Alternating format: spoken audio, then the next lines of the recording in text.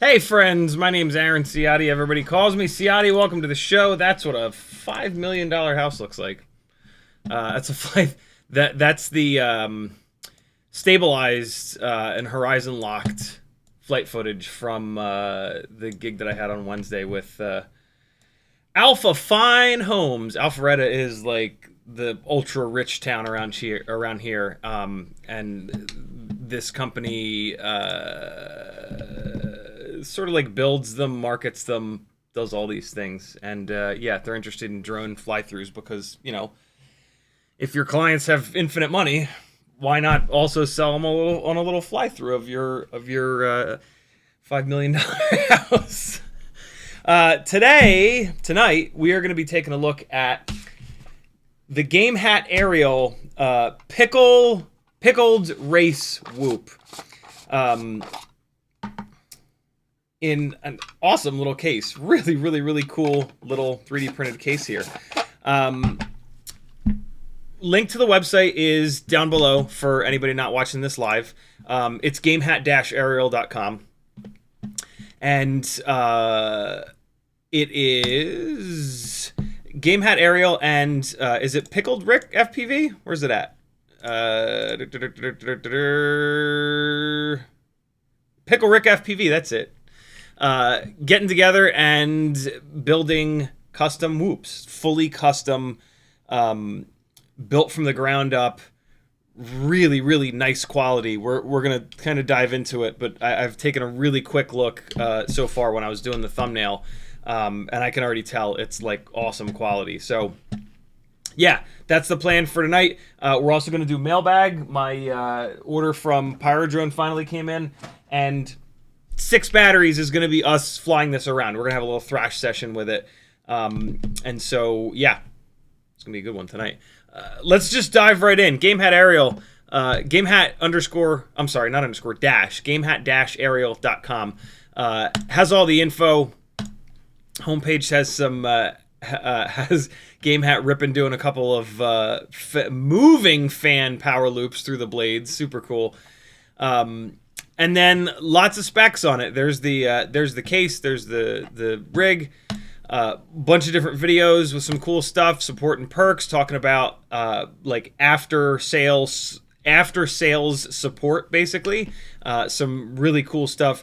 Lifetime exclusive to the first batch, 10% discount on all future versions, a personalized setup, customer service, 7 days in-flight total warranty. Lots of really cool stuff here.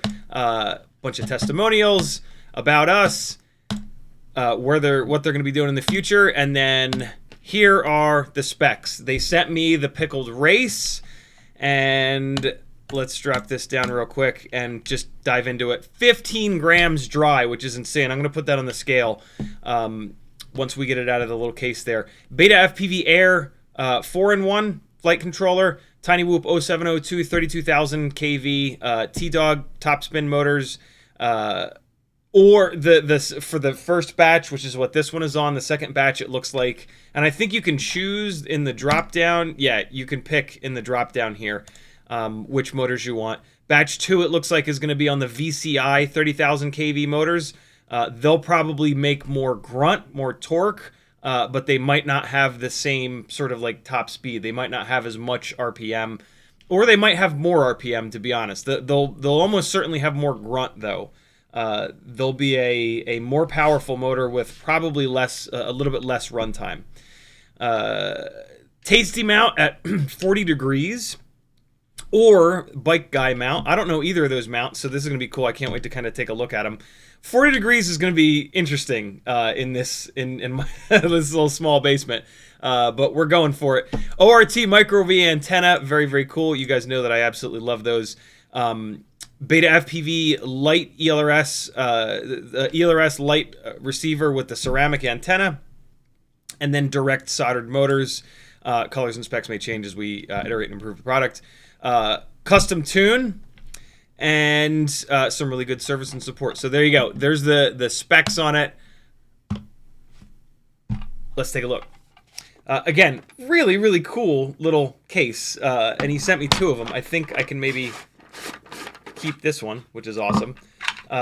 It's got this insert in it that sits on top. I'll show you in a second. Actually, I have this upside down, don't I? Yep, I have it upside down. This is the bottom, so that you can see it's got like the little pockets here so that the whoop goes in there and it doesn't spin around and whatnot. And then this guy sits down on top of it, and it's got room for batteries on one side, 4 batteries, and then these little pockets here, and then really cool little 3D printed capsule for you to put your weed in. I mean, for you to put your small stuff in. And your weed, you degenerates. The bottom of the case has these nobules, and they lock in to this part of the top piece so that this doesn't go rotating around. In case you were wondering, the trick to a successful YouTube channel is to just insult your audience at all opportunities. Here's the one with the actual tiny whoop in it. Yeah, and I opened it right side up. Very, very cool little case. You can see that guy just kind of sits in there for your drugs.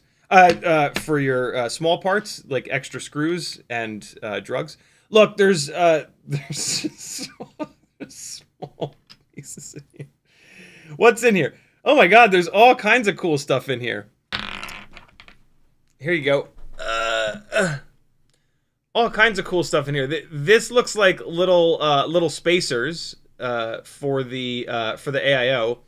Bunch of extra motor screws, bunch of the extra plastic peak screws that I can see hold the canopy on, which is awesome. This is great. This is actually super nice. This is the kind of thing that will absolutely save you at some point. Like, you'll be out flying, and you'll have this little thing filled with these extra pieces, and yeah, you'll lose a motor screw, you'll break a plastic screw, and this will come in super handy, so you don't have to go all the way home. You can actually fix it and then keep flying. Betaflight Air AIOs require this little dongle-y bastard to plug in. Oh, and it looks like this flight controller is mounted upside down, which actually makes it like super easy to plug this guy in and get your USB-C. So that's rad. Gamehat Aerial is in the chat, by the way, so if you guys have any questions, feel free to ask. That's pretty cool. All right, so this is here. This is here. This little paperwork that they give you with it has a bunch of QR codes with links to different cool things. Pickled Videos, their Facebook channel, perks and warranty, and then the whoop case. There's a link to this this whoop case, actually. It says circle whoop case used by permission from P Mantix, and there's a link to the STL. So that's pretty rad. Whoop version 1.0, packaging version 0.95, documentation version 1.1. There it is. That's the documentation that you get with it. I dig this case, man. This case is rad. It's printed very cleanly too. Whoever's 3D printing this stuff is absolutely dialed. All right, let's dive into the whoop. Gamehat Aerial with a $5 super chat. He says, "See my note about practice versus competition spec before you weigh it." Where's that note? Where's that note at? Gamehat Aerial tagged me and said they are Rennie. They hold the flight controller in competition spec also. They sink into the really tiny whoop washers and bulge them out to hold the flight controller. Very cool. Very, very cool. Gamehat Aerial also says, you look nicely healed. I'm getting there. I'm getting there. I'm in a weird place where, like, I'm just so frustrated doing everything offhanded that I'm just living normally again, and so I keep like smashing my hand against stuff because I'm just, you know, ignoring it, and then it hurts, and then I'm like, stop doing that, just relax, let it heal. But yeah, it's the last 2 weeks have been nasty. Don't chop yourself up, my friends. It's not worth it, I promise. So here it is. First things first, let's put it on the scale. My scale is relatively accurate. I do have a set of... Really? I just charged these batteries. I figuratively just charged these. Did I put them in here backwards? Probably, right? Nope, I did not. What? Maybe we're not putting it on the scale. Maybe we're just taking their word for it. Hold on. What? Dude! Or maybe the scale finally died. Well, it's 15 point something grams, which is outrageously light. I've actually never flown something that's that light before. Maybe Gamehat Aerial will put the point something in the chat. Somebody asked, is that RunCam Nano 4? I actually don't know. I didn't see in the specs what the camera is. My guess is gonna be that it's the pinch cam. It looks a lot like the pinch camera from Tiny Whoop.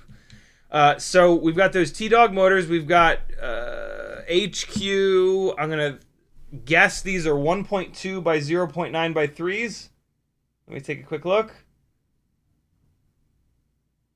Oh no, they're not. They're actually a prototype propeller that I don't know if I can say what it is. 15.36 grams, Gamehat says. Very cool. So yeah, these propellers are very similar to the 1.2 by 0.9 by 3s. That's what I can say about them.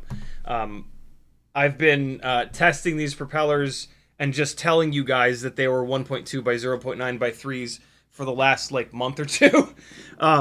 And they perform just like them. I can't tell the difference, to be completely honest. So for all intents and purposes, they're 1.2 by 0.9 by 3s. Here's the camera mount. This is pretty similar to the Bri-Brain mount, but slimmed down quite a bit. Like there's a bunch of material taken out of it. Oh my God, what is happening over here? There we go. And so here's the camera mount. Pretty cool kind of setup. It's got these arms are very reminiscent of the Bri-Brain, which is good because the Bri-Brain is very strong, I think, because of the arm design. So that's awesome. And then, yeah, a bunch of material taken out. Very cool camera mount. I dig it. There's the ORT tucked in there really nicely. This is a really nice way to kind of tuck it in here. It's never going to be able to get in between the propellers and the prop guards, which is awesome. I really like this. They were able to do this because the AIO is upside down. So you've got the UFL coming out down here, and then you could just run it right across and tuck it in the back part. Oh, and it looks like, oh, that's cool. So they've cut a couple of the spars out. There's usually a spar that goes between this part and this part here. And they've cut those out. That's one of the ways that they've been able to cram this ORT micro V in here. That's pretty slick. As you can see, it's upside down, so the plug is facing upwards. This is cool because you can put your battery down here, plug the battery in, and plug USB into it. That's a super slick little setup there. Motors are direct soldered. The solder joints look really, really nice and shiny and round. Camera is on a plug, which I actually really like. What else we got here? Oh, the receiver. The fanciest bit of this, and boy is it small. Let's do an experiment here. Will the 5X loop focus? Kinda. So there's the receiver, and there's the tiny little wire runs up to the receiver to save as much weight as possible. That is really slick, and I'm assuming that this is just VHB'd. I'm going to assume that that's VHB holding that on there. That's really, really solidly mounted. This is not the ceramic antenna version. This is actually the flat antenna version. The ceramic antenna version would be just the same. There's plenty of room here below the camera mount, and it doesn't look like the camera mount flexes all that much. Again, these Bri-Brain style legs on this camera mount are like hysterically strong. There's the here's the other thing. This flight controller is bottom mounted. There's so much room up here because the flight controller is mounted to the bottom of the light AF frame. I forgot to mention that as well. This is the Newbie Drone Cockroach Light AF frame. and they do mounting top and bottom.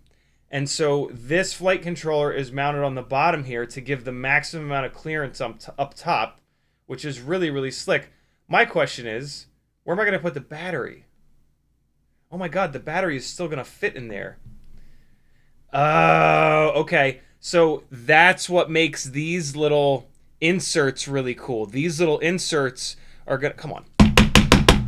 These little inserts are going to be the what pushes up against the bottom of the battery. All right, well, I guess we can't use this. Oh, of course it starts to focus as soon as I give up. That is a really slick little setup. I dig that. Because normally the battery just pushes up against the posts and it'll leave like little marks in the battery. Not the worst thing in the world. Like it's not going to hurt anything, but it kind of looks silly. This is pretty slick. Man, there is not much clearance in there, but there is enough. There is enough clearance. One thing you're going to want to be a little bit careful of is don't just hammer the batteries in there. The wire for the ORT Micro V is here. Let me see if this will focus just for one more second. Logitech, I just need you to function as the thing that you are for one more second. There you go. See the ORT Micro V antenna? So just don't like blindly ram a battery in here. Just relax for a split second and then put a battery in like a normal human being and you won't have any trouble there. Clean build, man. Very, very, very clean build. Little 180 degree BT 2.0 with what appears to be a 3D printed. What is happening here? What is this little guy? Is that a little 3D printed plate that the wires come through? That's sick. I don't know if that's 3D printed or not. It doesn't really matter. That is really cool. That is a really cool little solution to making a super lightweight 180 degree BT 2.0. This has a lot of cool stuff going on, man. There's the Peak or Rennie screws. Gamehat just said it. Gamehat with a $2 super chat. He says, PickleRick FPV is my very innovative builder. Very, very, very cool.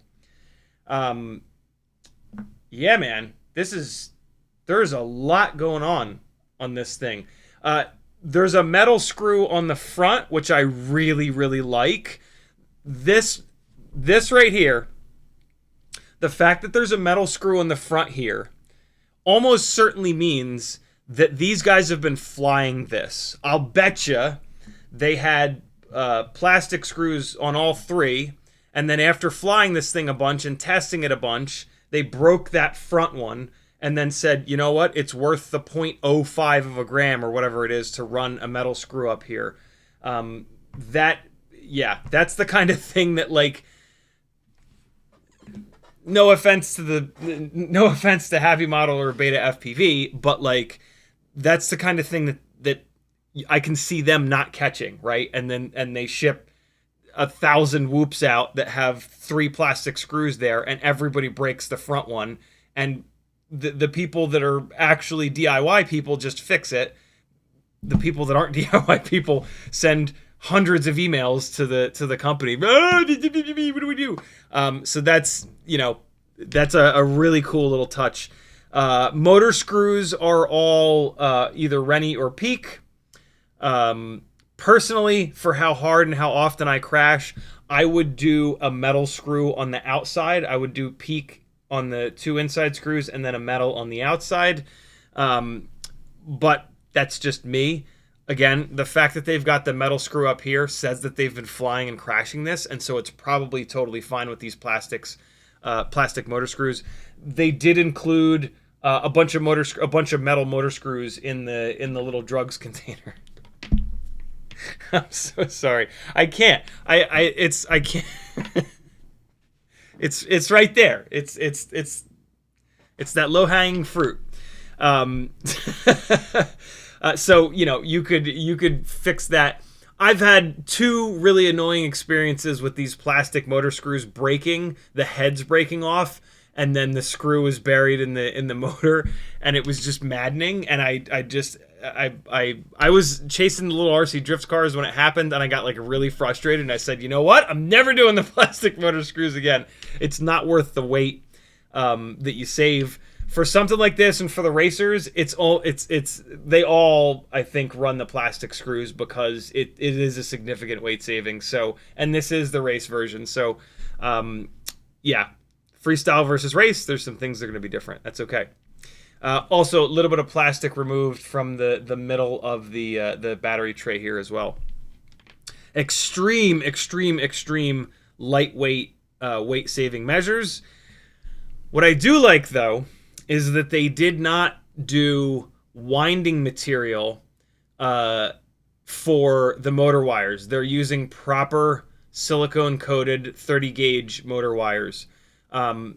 Using the winding material like what Newbie Drone is doing on the race for the motor wires saves a fraction of a gram, but God forbid you ever have to work on it. It's just going to suck. And so I like that they did this rather than going that extra level of insane. And they've managed to find weight savings elsewhere.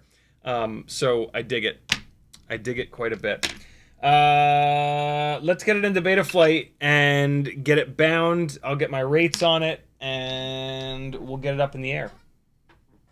Let me see if I can get caught up on chat here. Hey, CiottiFPV.com, if you like these live streams and want to see them continue, this is a completely crowdfunded thing that I've got going for as little as $3 a month, which is 10 cents a day. Come on now! You can jump onto to the Patreon. You'll get lots of perks, lots of benefits. It's well worth $3 a day. There's technical articles over on the Patreon itself that you can find with the little... there's like tags that you can sort all the Patreon posts by. And so there's like Tech Talk is a tag with a bunch of really cool tech articles on there. There's a tag edits, which like has a bunch of like half-done edits or edits that never sort of made it to YouTube. Lots of cool stuff going on over there. You'll also get full access to my Discord. Loads of good stuff going on. Well worth 10 cents a day, my friends. You can't tell me that I haven't saved you from buying something over the years. Throw me a couple of those dollars back that I saved you, and I'll save you from buying something else made by HGLRC at some point. In the chat, if you want to talk directly to me, just type CiottiFPV in your chat message. SleepyFPV says, how have you been doing? I'm pretty good, man, other than a mangled hand. You Can FPV says, did anyone get the Freestyle? Way more interested in how the Freestyle feels for you with 802s. I am not sure, but Gamehat is in the chat, so he'll be able to answer that. Gamehat says, yo, you'll be enjoying way more than 6 batteries. Well, I only have 6 charged. So there's 6 charged, and then, but I want to throw a couple of 260 mAh batteries on here, actually. So let me pull these off. Fair warning, there's a massive storm coming in, so if the basement starts flooding again, I don't know what'll happen, but we'll find out together. Let me grab a couple of 260s, and we'll throw them on here. All right, cool. I am going to be running this on the lava batteries that I use for chasing the RC drift cars, rather than the beat up Weebleed and Tattoo batteries that I usually fly, just because, yeah, it's not really fair to run batteries that I've hammered the hell out of for like hundreds of cycles. These Betaflight lava batteries have probably been cycled, I'm going to say maybe like 20 or 30 times. But more importantly than how many times they've been cycled, I don't run these down to like 3 volts per second. I usually don't do that with the other batteries, but the batteries that I fly around here get get abused way more than these. These get flown in like a cinematic setting, right? And so I don't use full throttle as much. So they're not absolutely brand new. I don't have any brand new BT 2.0 batteries, but these are the best batteries that I've got.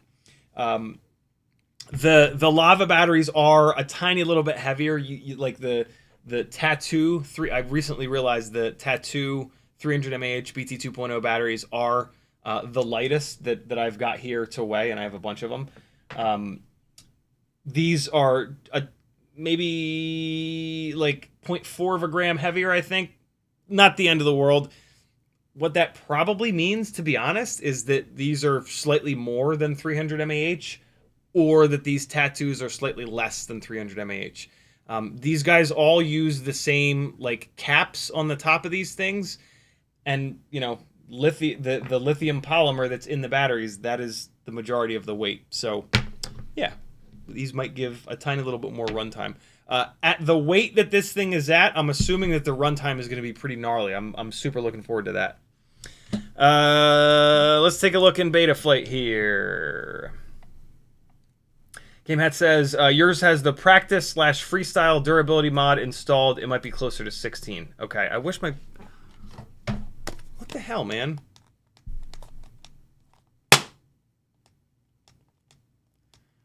Like, when these batteries were dead, the scale worked. And then I took them out and I charged them. And now the scale's dead. What? Why? Why? What is your deal?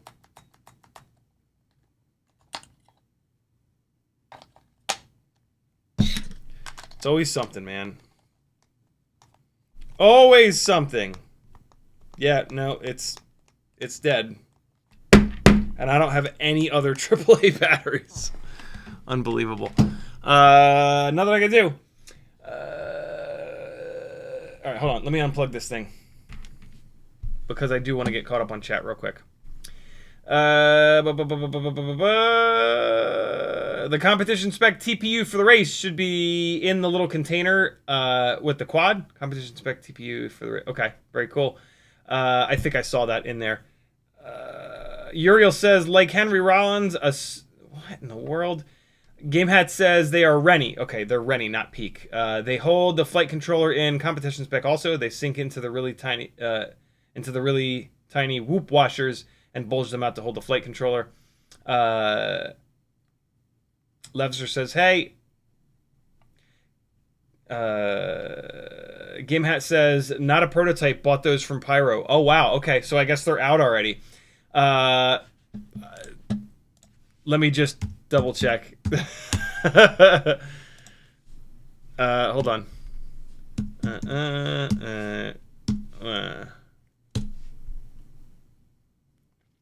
Come on. Are they on here? I don't see them on Pyrodrone.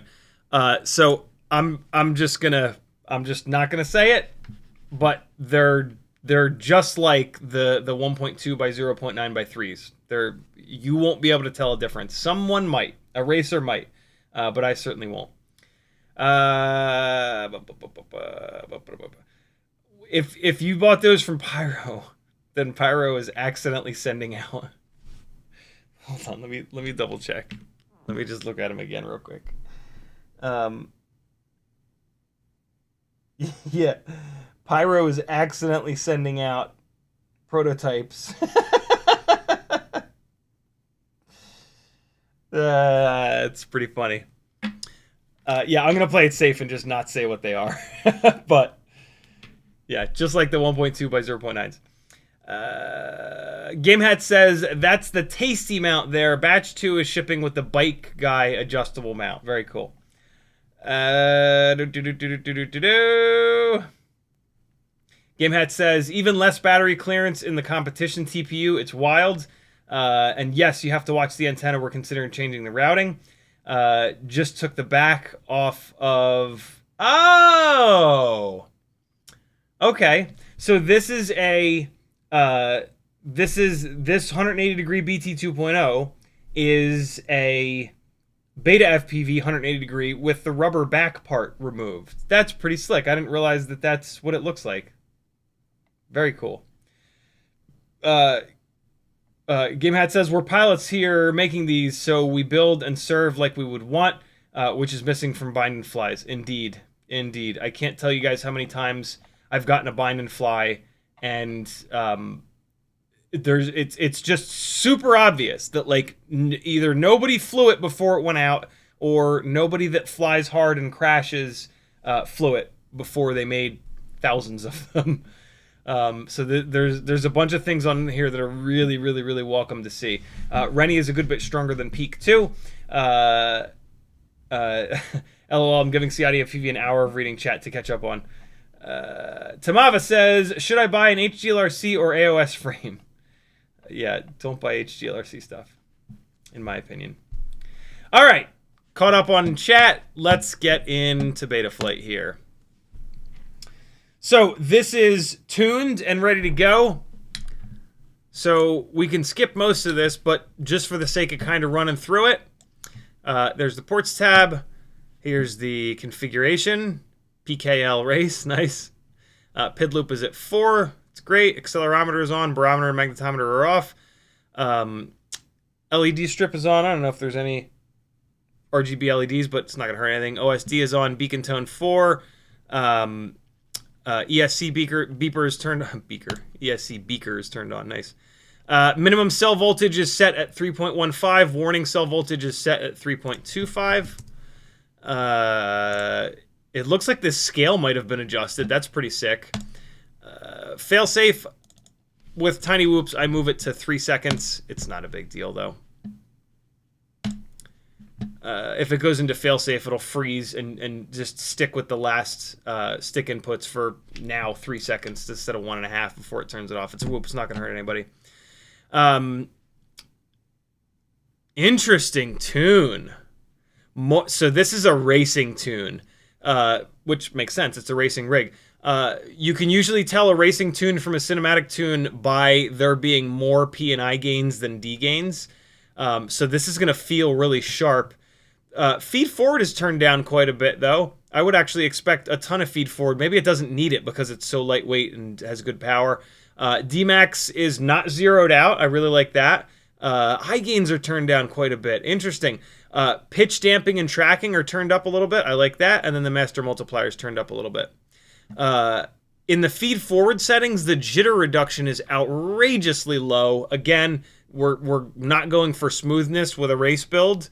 So that's gonna really like reduce any latency that you could be getting.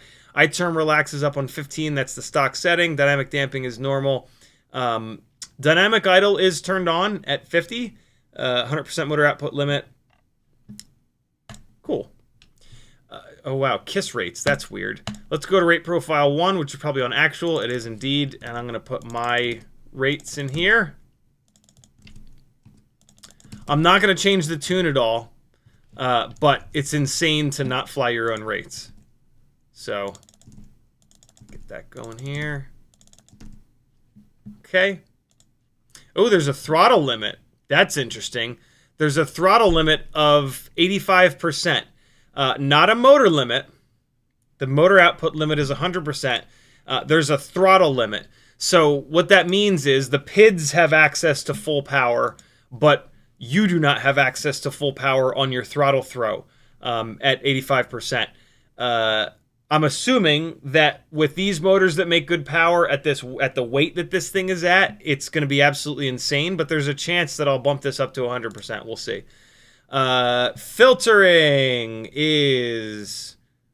So this has either the ICM gyro or an MPU 6000. I can't possibly imagine it has an MPU 6000. So it's got the ICM gyro. Gyro RPM filter is set to 1 harmonic. That's great. No need for the second and third. Dynamic notch filter. Q factor is really high at 600. That's going to make it a narrow band. Dynamic notch filter maximum frequency is set to 600. I always move this up a little bit just for safety. So no, I'm not going to do it. I'm going to leave it down. I said I was going to fly it as it is. I'm going to fly it as it is. The yaw low pass filter is turned off. That's interesting. Usually that's on. Again, I am just going to leave it. The dynamic gyro low pass filter is turned off, and there's a static PT1 gyro low pass 2. That's going to further reduce the latency. That's pretty slick. Let's get it bound.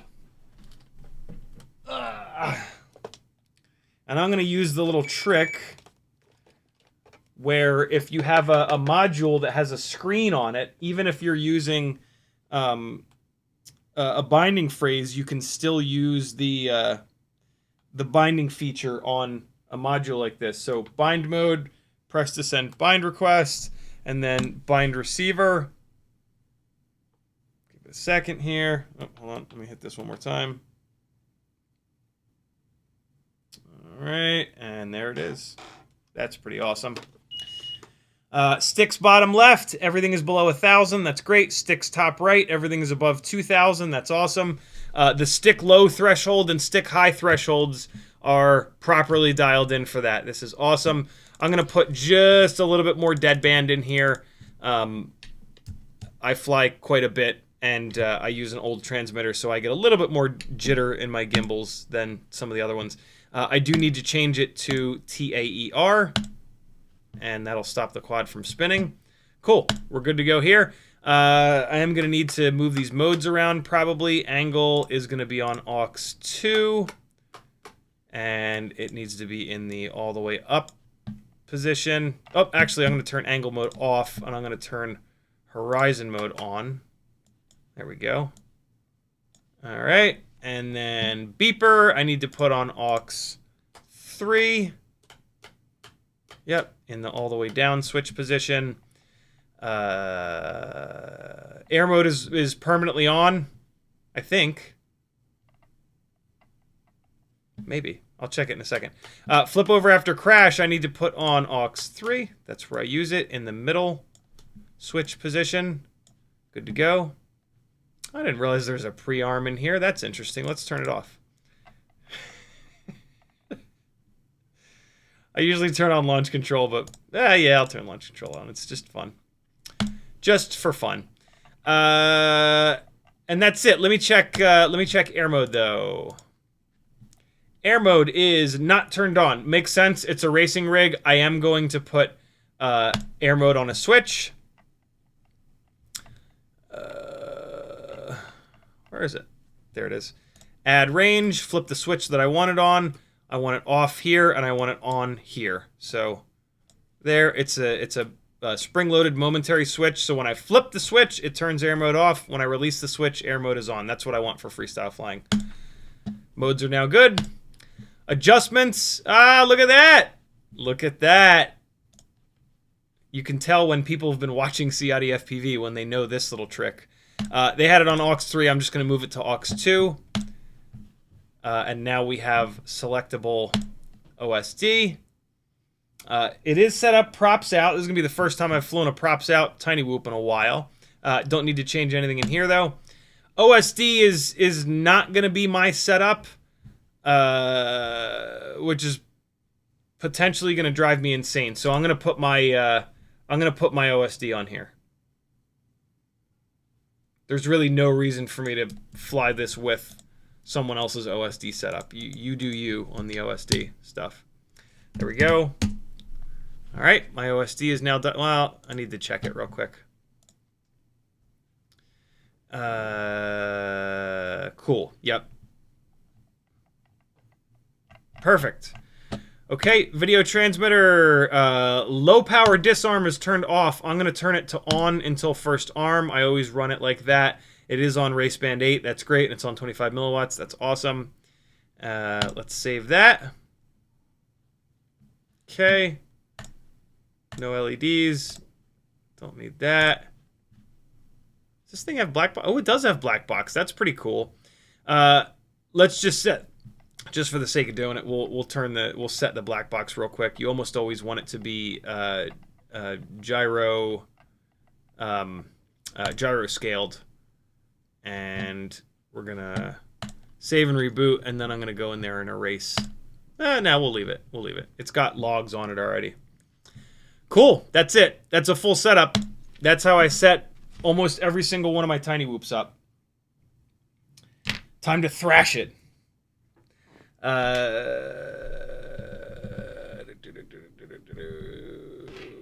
Gamehat Aerial says, we're tuning the MAH draw so that it's accurate, way better than voltage on the fresh batteries. Very cool. PickleRick says his tune always raises eyebrows until flight. Very cool. I've seen tunes similar to this on like racing focused rigs, so I'm not totally shocked to see some of that stuff. It'll be very sharp. It'll be very low latency, which is exactly what you want for racing. And then Gamehat says, all that stuff is my settings since you didn't let me set it up for you. Nice. All right. VRX still up? Yes, it is. Let's do it. We're going to go 300 mAh first. So first things first, let me see what this is like with the so flat part of the BT 2.0 towards me. And it's not that bad. I'm checking to see how it is with the antenna cable. And that's super easy. Yeah, that again, as long as you don't go, you're going to be fine. Just like look at it and you just kind of put the battery in and then you can just super easy. Super easy. No big deal there at all. All right, cool. Let me get some goggles going. Hibby-jibby. Did you get all that? Did you guys get all that? Hope you did. Super lightweight Gamehat Aerial's PickleRick mobile. Pickled Whoop. Here it is.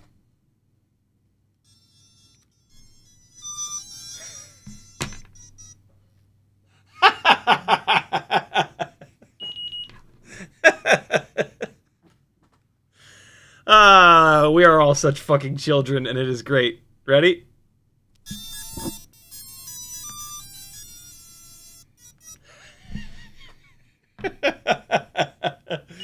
For anybody that doesn't watch the show, that's the theme song from Rick and Morty, which is where PickleRick comes from. That's awesome. Good on you guys. I forget about that sometimes. Oh shit, it's getting hot. Hold on. Let's just let it cool off for a second. Jesus. Let's just let it chill. Yeah, low latency. Low latency. Wow. All right. It is cooled down. 40 degrees up tilt, which is a lot, but it's actually not as bad as I thought it was. I thought it was going to be like almost impossible to fly down here with that much up tilt, but it's actually not too bad. I think that the previously I'd thought that the Betaflight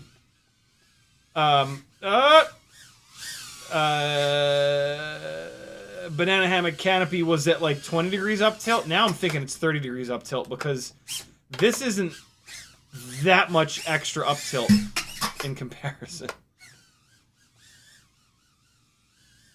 Alright, so I can absolutely tell that this thing is set up for the lowest possible latency rather than really smooth flight footage.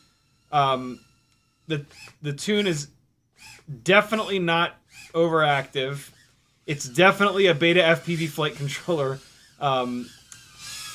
because you got that little bit of like flashing from the VTX. Nothing that these guys can do about that.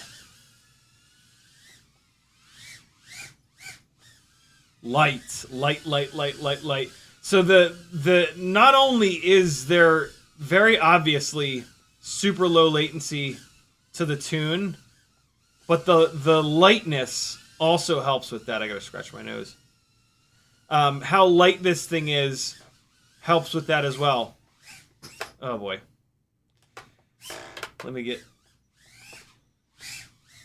Let's get into it. This is what you guys want to see. Hey! That's a weird place to get hung up. So is that. I'll take it. Hey! Hey! Come on. What? Oh, I think I threw a propeller. Let me get it. Yeah. happening, little friend? Oh no, right rear motor. What's she doing? Oh, interesting. Okay, so this happens every once in a while.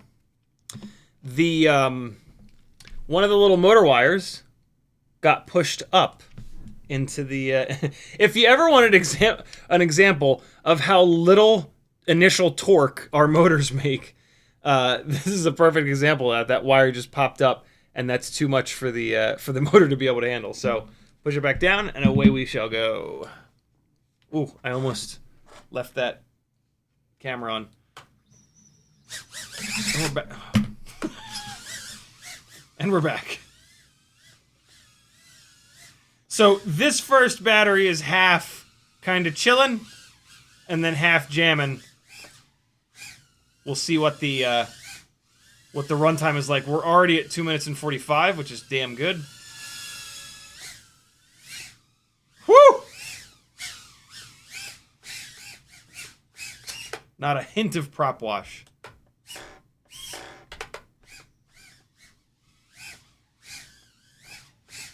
Like, none. Oh, I got it. I got the tiniest little bit there. But, I mean, I had to really work. I had to do 10 full tilt prop wash turns to get any. This is, this tune is absolutely dialed. Oh! So, yeah, good power. That 85% throttle limit is no big deal. I don't think I'm gonna put this up to 100%. Ooh, the battery is really low. Whoa. Okay, I'm actually personally gonna change that that battery, the battery warning voltage, because I don't like to run batteries down this low. Wow, yeah, I gotta get this unplugged. That's just me though. I want these batteries to last as long as possible. I'm only flying freestyle. I'm not racing. It doesn't matter to me if I have to land a little bit earlier. I didn't see the runtime. My apologies, but we're about to run a bunch more batteries on it. Let me get this straight on the charger here to bring that voltage back up. So it basically ran the voltage down to 3.55. But yeah, let me change that because these are my these are the batteries that I baby, and I want to baby them. So let's just adjust that real quick. Just adjust. Let's just adjust.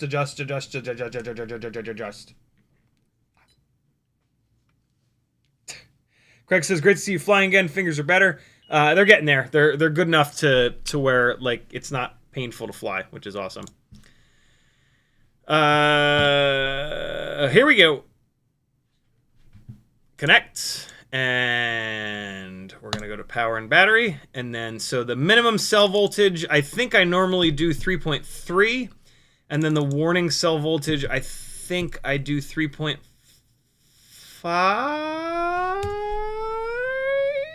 Let's do 3.45. All right. And again, that's totally personal preference. All right, cool. And... wait, there's now no, was it logging? Was it black box logging? Wait, no, I want modes, not motors. Nah, black box is turned off. That's weird. Why was it? Let's erase the flash. Onboard flash. Okay. Is it just recording black? If you don't set black box in the modes tab, does it just record black box from the second that you plug it in? I didn't think so. It's interesting, though. Gamehat says, yeah, makes sense on the battery warning. The racers like it low because of all the high throttle time sag. Yep. Gamehat says, look in the goggles while you plug in. Oh, shit. I'll do it on the... I'll leave the OBS thing up. Thank you again. Thank you for the super chat, brother. Come on, Black Box. How is it possible that you take this long to erase 16 megabytes? There it is. All right, cool. Just in case it is logging the entire time, and I mean, there's really no reason not to just kind of set this aux 2, and then pull this all the way down, and there we go. Okay, cool. Couple of super quick personal adjustments made. Let's get it back up in the air. And so, all right, let's see. We're going to leave this on when I plug it in. All right. Yeah, that ORT antenna being there is not a big deal at all. Ready? Let's see what it is. Why didn't I get a startup screen? That's weird. I'm assuming that there's a fancy startup screen. That, hold on. Is it just OBS being weird? Hold on, let's see. Let me try in the goggles. No, I don't get a start. That's weird. You know, I haven't noticed that in forever. Why don't I get a little startup screen? Usually you get like a little splash logo. I'm assuming that they've got like a cool PickleRick artwork thing going on in the startup screen. That's a shame. I wish I could see it. All right, battery number 2. Let's go upstairs. Pay Teddy a visit. Whoo! Yeah, it's got power. There he is. There's our buddy. Yeah, good power. Wow, this is light. You can really feel. Oh! Oh my God! That was a lot. Holy hell! Oh no! Oh no! Not the dug bowl. That was a hard crash. No, no, no, no. Oh, so was that, actually. Uh-oh. I can hear it. You can see it. Something's unhappy. Something's hitting a propeller. Let's check it. I have a funny feeling it's a motor wire. It is. It is. The motor wire popped up again. So there's a little bit of feedback. Some way of keeping these motor wires down. I'm surprised I've dealt with that like once or twice before, but I've not had the motor wires go up into the propellers anywhere near this frequently. I wonder why that's happening. They're direct soldered in the downward direction, so they're like interesting. I wonder if you just like tie them together with like a little tiny piece of shrink wrap or something like that. But yeah, there you go. There's a little bit of crash testing feedback for you. Oh, hey, what the hell was that? Oh, it crashed on crashed to the top of that. I could never do that in a million years on purpose. Let's go back upstairs. This will be an upstairs battery. Oh God! Woo! What? What was that? What did I just do? Oh God! How did I do that? I came up here. Oh, I see what I did. Oh God! Well, it's getting durability tested. You knew that it would. Wow. What camera is this again?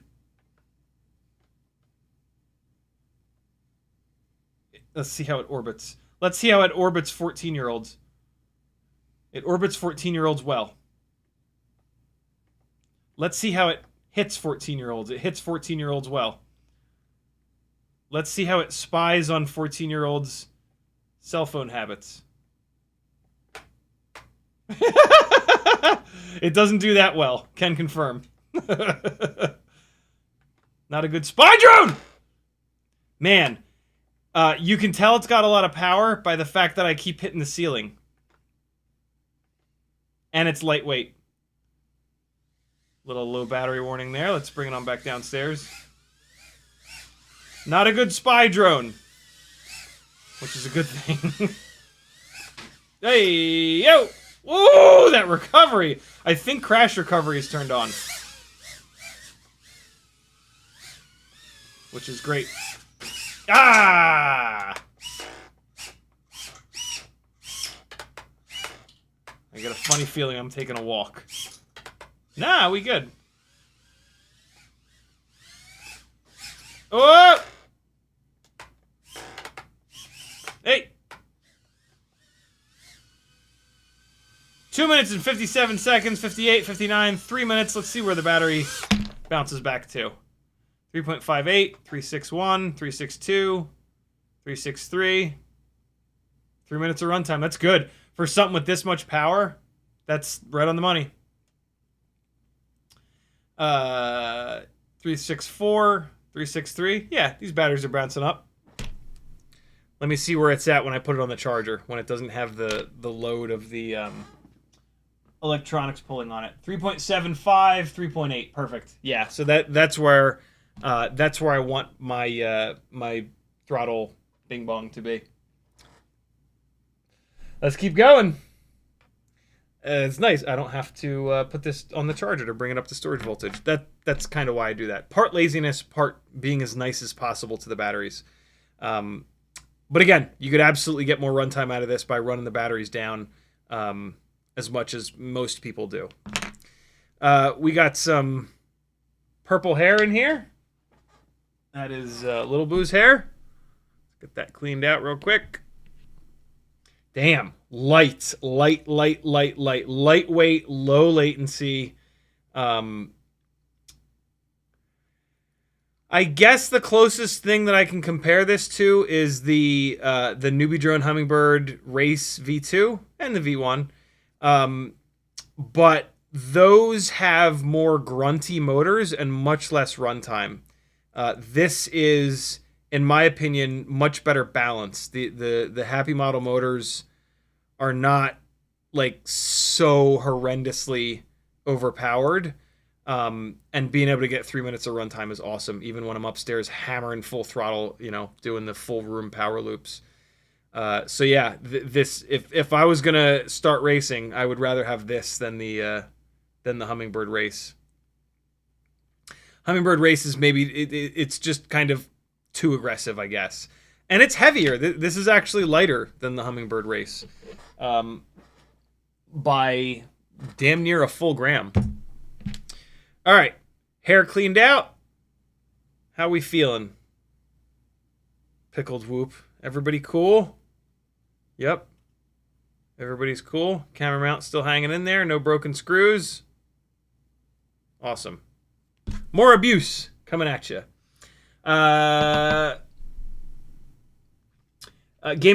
says, "Oh man, I don't know why it's showing. It shows in Nick's review at least. That's super weird. I wonder why." Motor wire, try to shape it a bit, but yeah, we have a solution that works. Very cool. Afeel says, how do you tune your filters? Do you use PID Toolbox or just by the feel of the quad?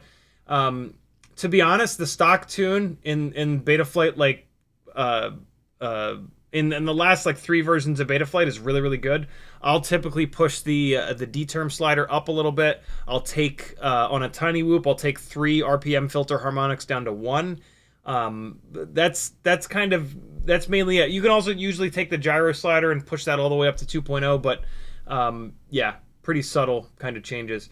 Gamehat says it's a pinch cam. Cool. But the cameras will probably change a lot. Supply right now, we're buying from only US retailers. That's pretty cool. His crash recovery tune is really incredible. Awesome. Check props visibility between flights. Tune hides prop damage. They look completely fine. CiottiFPV says, I turned on crash recovery for the first time yesterday since I started flying and it blew my mind. Isn't it unbelievable? Gamehat says, Nick Burns got 3 minutes 30 outside in the wind with the race, with the throttle scale at 100. Nice. And then this is way more durable than the Race Spec 2 bottom mounted AIO on CiottiFPV whoop washers is goated. What's happening here? This felt like I was spinning this motor and it felt like it was catching. Is this because I was using my thumb? Just make sure it's not hanging up on anything. Nah, it's fine. Yeah, all is well. Mape with a $2 super chat. He says, explain your techniques for throttle limit. Tell me more, Mape. I don't know what you mean about that. Throttle motor limiting, like you just put a number in. There's no real technique to it. The motor limiting by default is set to 100%. If you're running motors that are way too high of a kV, or if you just want less power, then just bring it down a little bit. yeah, there's no real technique to it. You just type the number in and away you go. On this particular rig, the motor limiting is at 100%, so that the PID loop has access to all the power, but then there's a throttle limit on this at 85%. So on the throttle, when I go 100% on the throttle, I'm actually only getting 85%, but the PID loop has access to 100%. I was thinking I might change that, but it's got plenty of power, so I'm actually going to leave it alone. Let's do it!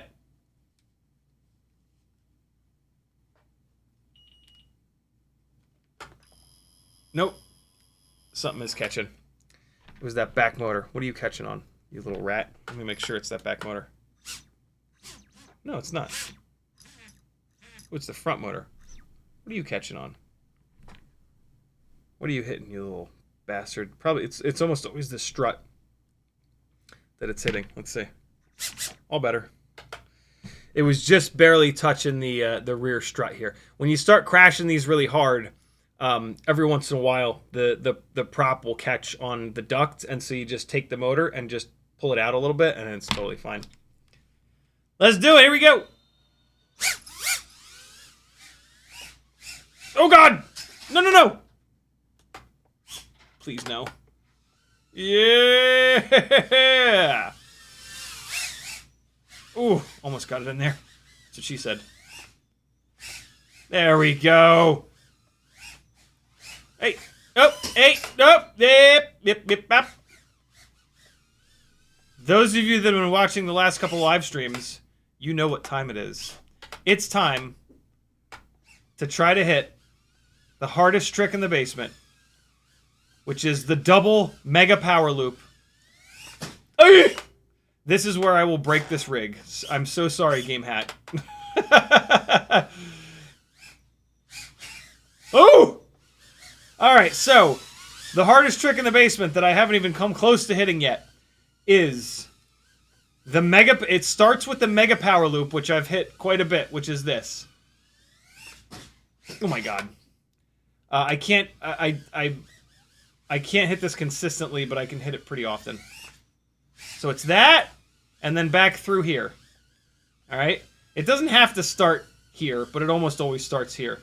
So this is like from here over to here.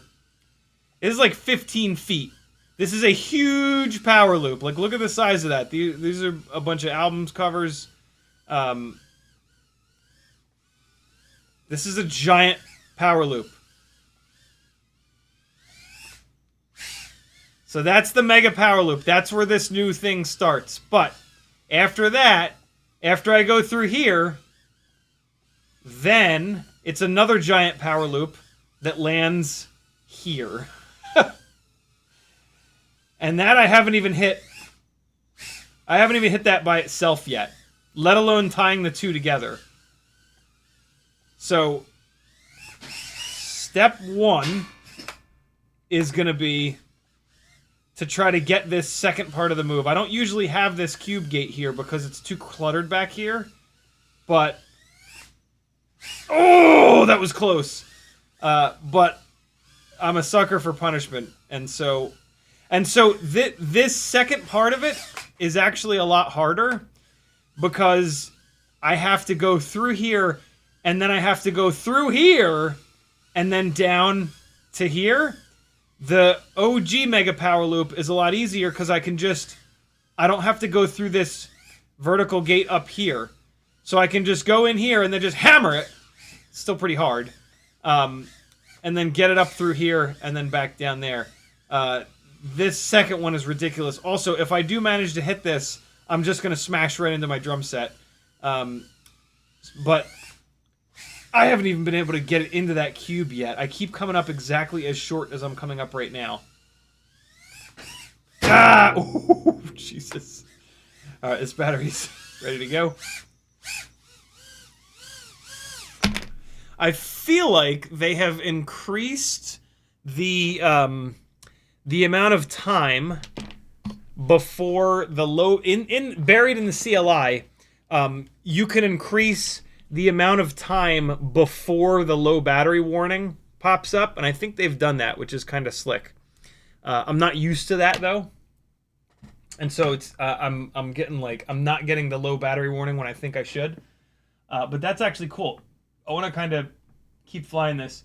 Battery is at 3.8, perfect. So yeah, my low battery settings are good to go. Gamehat says duck struts catch the prop sometimes. They do indeed. See what I mean about the tune hiding prop issues? You flew back with the strut catching. Jason Levin says definitely got to get a well-tuned Pickled Whoop once I pay off my credit cards. The aftermarket support is very appealing. Indeed. Gamehat says isn't the cymbal cutting off your path? Not if I do it right. I can do this. It's just outrageously difficult. Craig says, the Freestyle looks heavy, 19.5 grams. The race is so light. Could we use a McStinky or Bri-Brain with lower tilt? Sure. Yeah, you could absolutely swap the camera mount on this. And then Craig says, ugh, ceramic battery. What's that mean? Ceramic battery. I have old construction house, need better antenna. Oh, ceramic antenna. This one actually has the flat antenna. The Betaflight flat antenna. All right. Yeah, it's the ORT wire doesn't catch. It's totally fine. This is slick, man. The undermounted AIO is really cool. I really like that. I might have to try that at some point. Here we go. Full battery of the impossible power loop. Hey! Also known as extreme durability testing.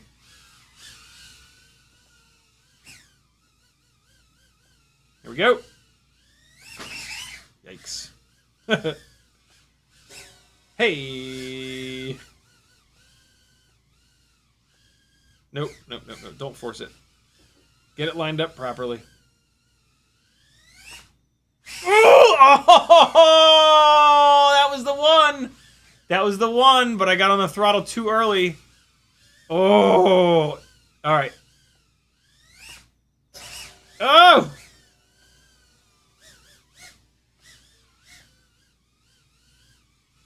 Focus. Let me just focus instead of yapping. Oh!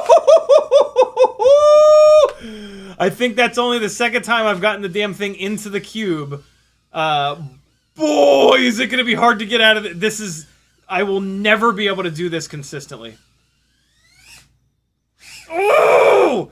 It's... The distance is insane. The distance that I have to cover here is kind of ridiculous. Especially because I'm having to fly...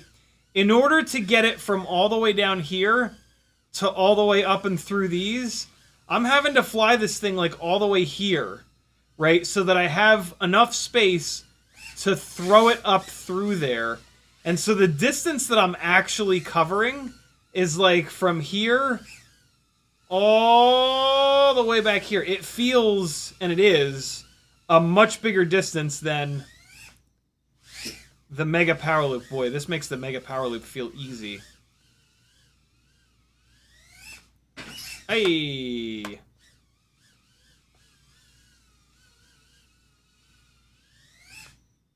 Oh! Ah! Oh, stop it!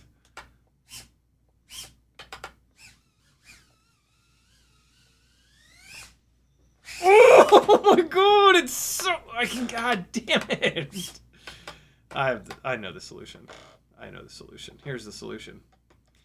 You know, I don't know where the throttle limit is. I've never really used the throttle limit. Where is that in the menu? There it is. This is the obvious solution here. This definitely won't make it way harder to do this. Oh boy. Oh boy. There we go. Oh Christ. Oh, I hit the fucking ceiling.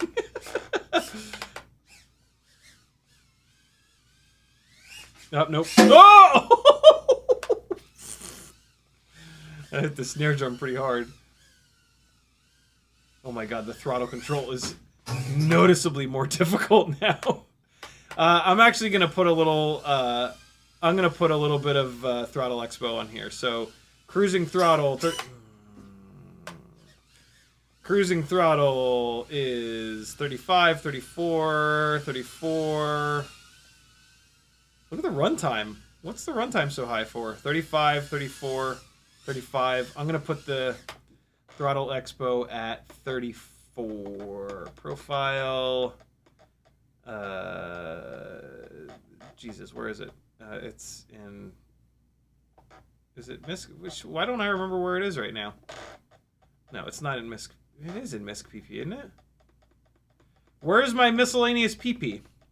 No, it's not. It's in rates. Yeah, throttle expo. What did I say the number was? Balls. I'm just gonna put a little bit in there. Throttle mid. What did I say? 35, I think. Put it to 34. I think I said 34. Oh, that's so much better.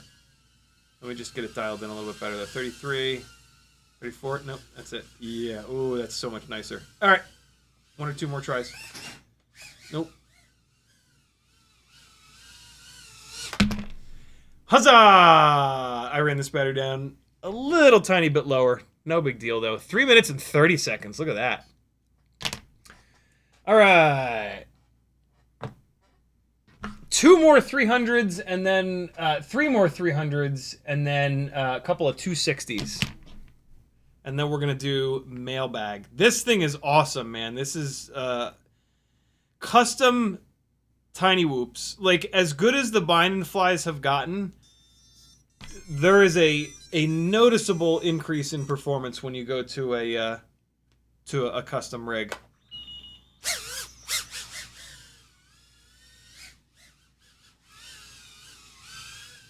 Let me just check the cruising throttle, make sure that throttle limit is still dead on. Yeah, 34. Cool. Good to go. All right, come on now. If I can get the second part of this move, I'll be pretty happy. Oh, if that hadn't hit the ceiling, that would have been the one. Look at that. Man, this thing is light and sharp. Oh, that was a big hit. Oh man, now I'm trying to change the way that I'm laying into the throttle, and it's kind of messing me up. Let me go back to the way I was doing it before. Oh! Nah. Why did I even do it? I should have bailed on that one. Come on now! Ah!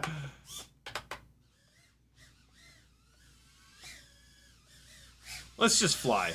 How about that? Oh, no.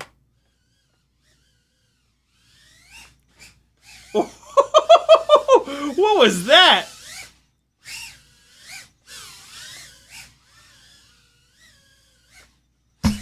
This tune is great. This thing flies fucking awesome. Hey! Oh. Alright, well. There's the Betaflight VTX being a little bit of a pain in the ass, but we know all about that. Oh boy. I tried to get the elevation down and I failed. Ah! Man, I'm all thrown off because I keep trying the same thing. I'm like dialed in for that one thing.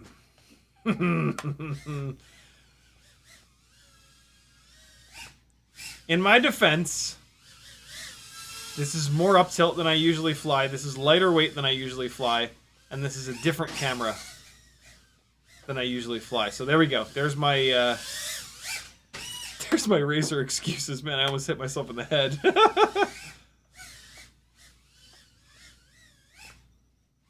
Woo! That fucking hang time! My God!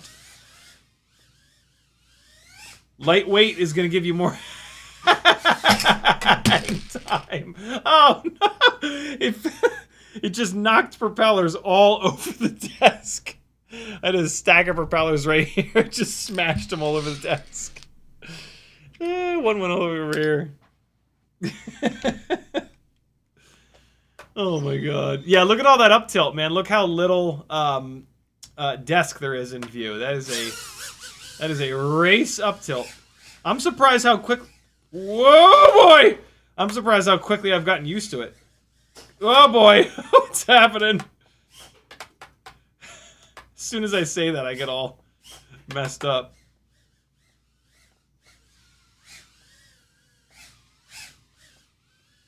Mega power loop! Nope. Fail. Damn.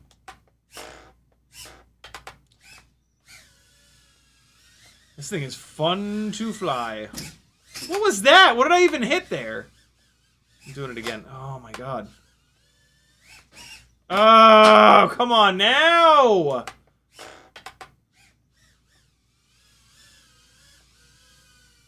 Let's just do this. Surely I can't mess this up. I'm just doing this weird thing where, like, instead of making corrections, I fly directly at stuff. It's very weird. Alright. Holding up well. How's everything going, little Pickled Whoop? You good? Ducts are good. Props are looking alright. Motors still sound fine. Camera mount looks good. Alright.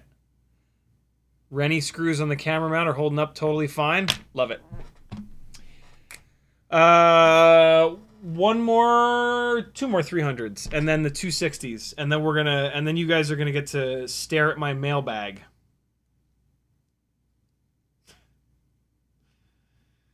Here we go. Awesome. Cole Power says if you raced at all, you'd never again care about the minor corrections. They smooth out in gyro flow anyway.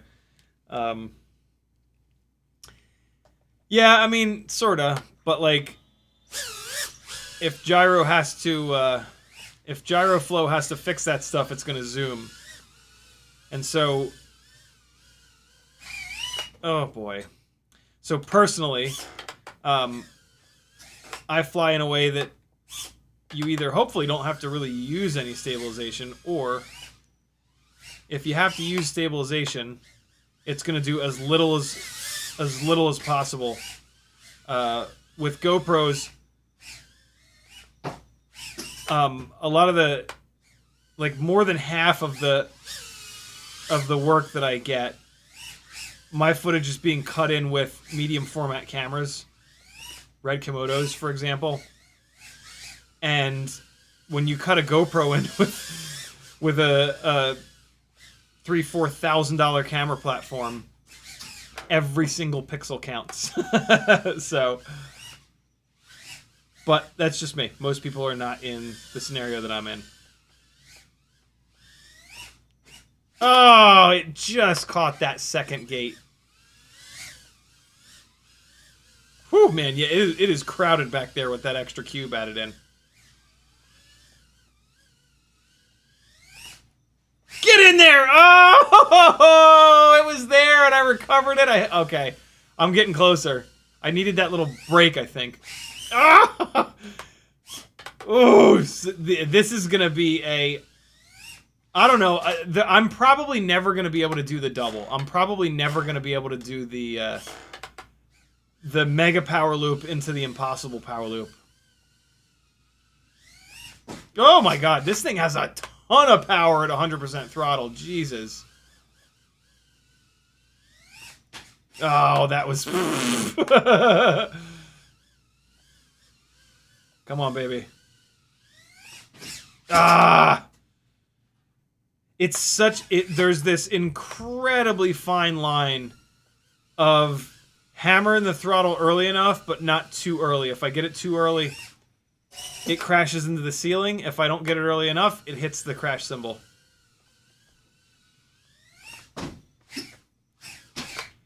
And so what I'm trying to cheat it now by not carrying so much momentum through here. And then now that's kind of throwing me off. But man, what a durability test. Nope, nope, nope, nope, nope, nope, nope, nope.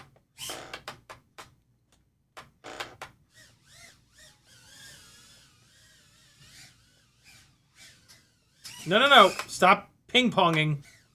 Stop it! Stop it! I said stop ping-ponging!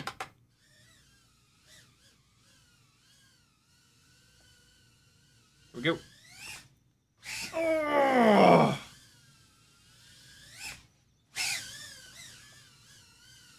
All right. Whoo! Boy, oh boy. This thing is just taking it right in stride. No problems. Wow. Okay. We got a couple batteries left. I'm just gonna fly for another minute here, just to get a little bit more freestyle action before I go back to that. Damn. Actually, you know what? Let's go to the 260s. We're gonna do two 260 mAh lava batteries, and then last one is gonna be the 300. This might be what it needs. It might just need that slight bit of less weight for that extra acceleration to get it across the room. Come on now. Oh yeah, that's lighter. So I'm going to have to change the... That's close enough. Cruising throttle is 33, 34. Yep, close enough. The 260s sag a little bit extra. Let's see if this feels any different. Oh yeah, it does. Yeah. Wow, okay. Yeah, it feels different. It is even lighter. Hey! Stop it. Oh, I just watched it. I was like, maybe it won't hit it. Nope. Come on now. Get you some. Oh, okay. I went backwards into it. I mean, that almost counts. Damn. No! Oh my god, dude! I put a huge I was like way off center, and instead of bailing, which is what I should have done, I put a huge correction in. Somehow it still went through the hanging gates. That was ridiculous. Oh, that was the... Oh! I have the timing down. I just have to get the distance right. All right, hold on. I know I said I was just going to fly, but as I get closer and closer... Oh! Shit!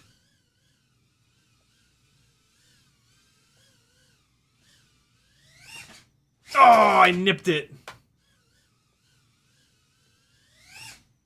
Oh, the cymbal.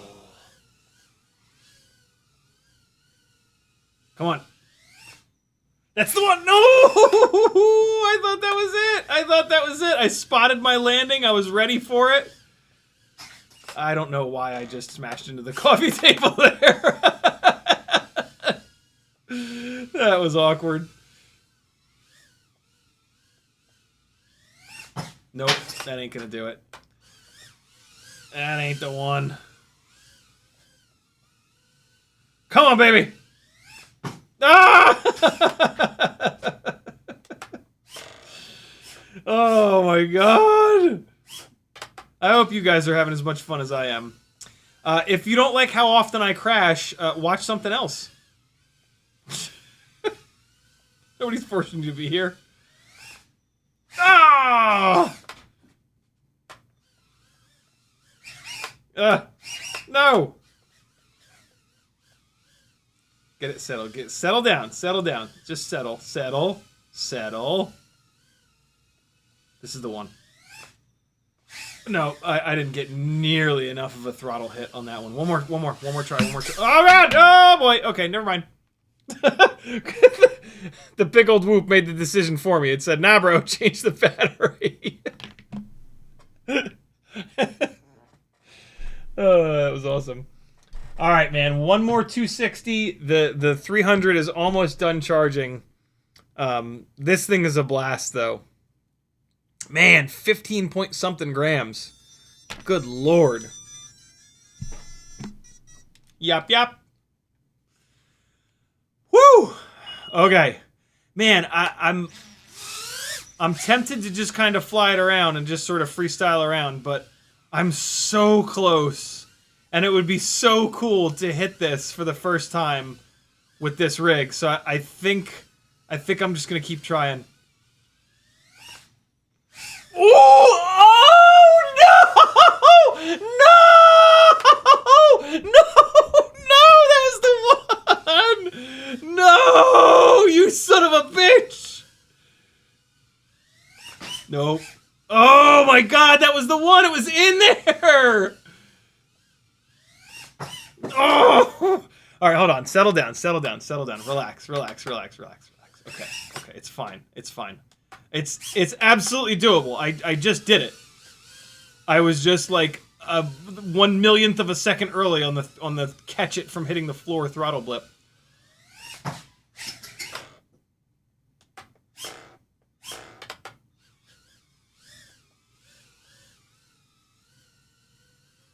Focus. Oh, that would have been it. I had plenty of rearward momentum on that one. I could feel it.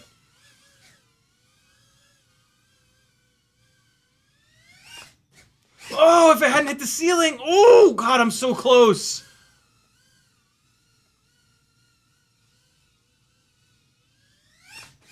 Oh, I keep hitting the ceiling. The reason that's happening is I'm really min-maxing coming in low. Nope. Coming in low and then throwing it up as high as possible. That's what you have to do. Ugh! That's what you have to do when you're trying to do big shit like this inside the house. You can't just, this is not like flying outside. You can't just, hammer 1,000 feet into the sky and call it a power loop. Oh my god, that looked like that was the one. I wonder why I didn't have enough momentum for that. Oh my god, I thought that was it.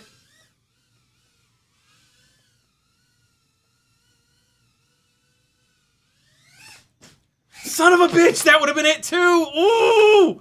I think that's actually take the walk. It's stuck behind the gate. Oh my god! Oh my god! Oh! Come on! Oh, come on! This is excruciating. Ugh. Jeez! Alright, come on. Come on now. Just a little bit of battery left on the little lightweight 260. Do it. No! I didn't even make it through the hanging gate.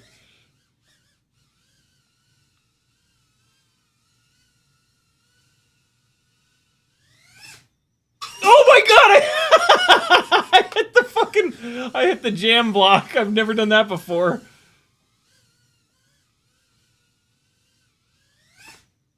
That didn't go through these hanging gates.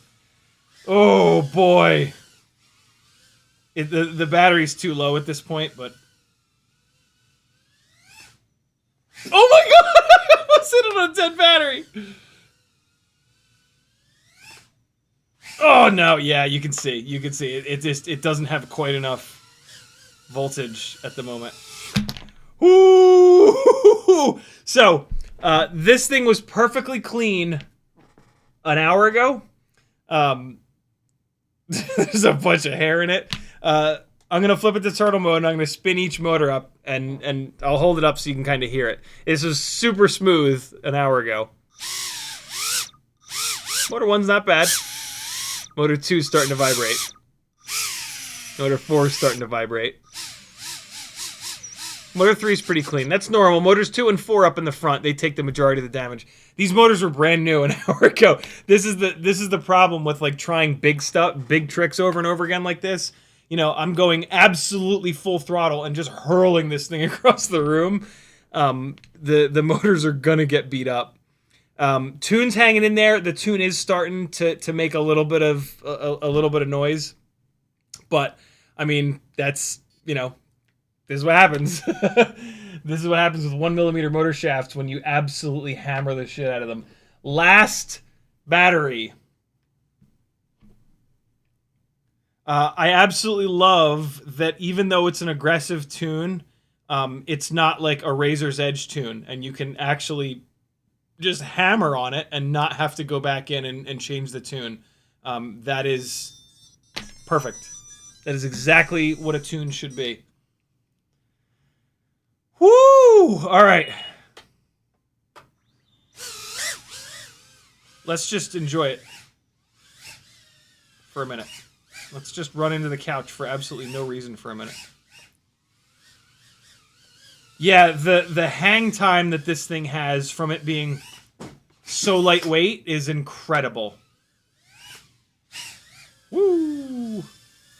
And the ability to catch it that quickly is pretty absurd. Ooh, it's slapped on the table. I probably just ate that hair that was right in front of it, too. Woo! Oh! The newbie drone gates are like the bane of my existence. I can't believe I just hit that. What? What? Oh, it's stuck between the side of the bar cart and the wall. Oh, no, it's not. It was... I could never repeat that in a million years. It was between the leg of the lamp thing and the wall. That was wild.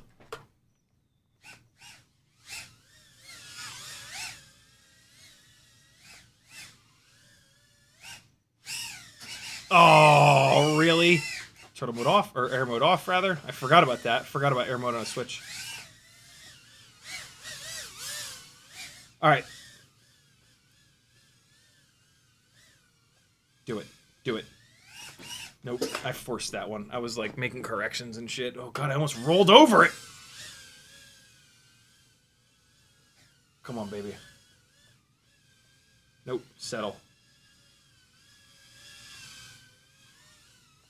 Settle down. Oh my God, that hang time! Jesus! Ah!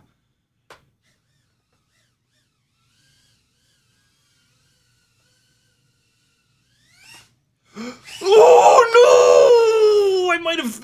It might not have had the momentum. I might have hit the throttle a little bit too early though. Oh, I hit the ceiling. Nope, nope, nope, nope. Settle in.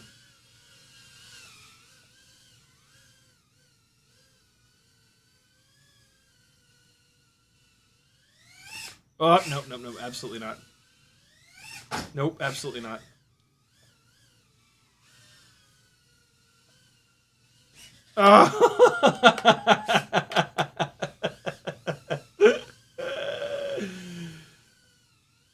Come on, baby. Oh, no! Oh, the low battery warning means we're not gonna do it. Oh, damn it! This is unreasonably difficult, but man, is this fun trying. Oh my God! That was like a kind of a failed attempt that I should have bailed on, but I didn't. And I almost just like forced it in there. Never do that though. You'll hurt yourself. Oh, so close tonight. This is only the second night that I've...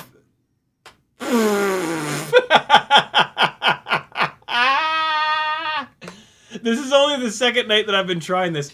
Can I power loop inside the fucking bass drum? It's a 24-inch bass drum. It's a pretty big bass drum. Oh shit, it's so hard to fly in here. It's disorienting as hell. I think I might have just power looped inside of here.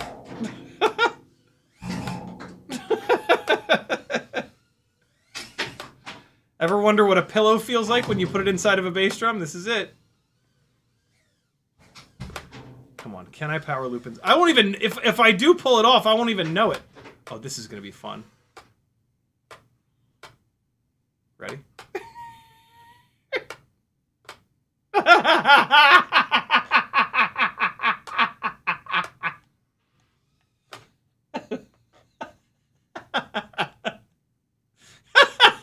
Will he stick his head in? Will he or won't he? He doesn't know. He wants to. I'm gonna just unnut this poor battery.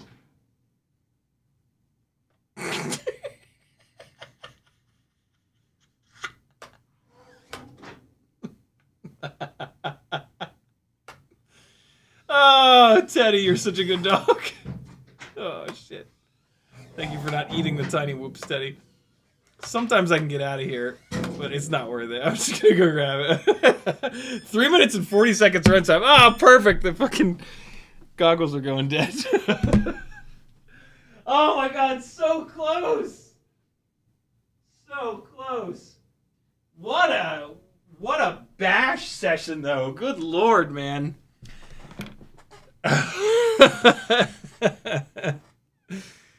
Gamehat Aerial, thank you for sending this over, man. This is super cool. PickleRick FPV, great job on this build, man. Holy crap. Very impressive. Very, very, very impressive. Let's do a damage report here. I don't think there is any, but we'll just take a look. Bunch of hair in this one motor. Camera mount's holding up totally fine.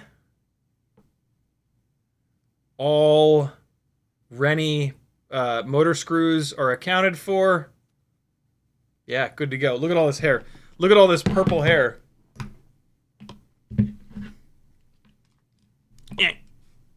Yeah, wait.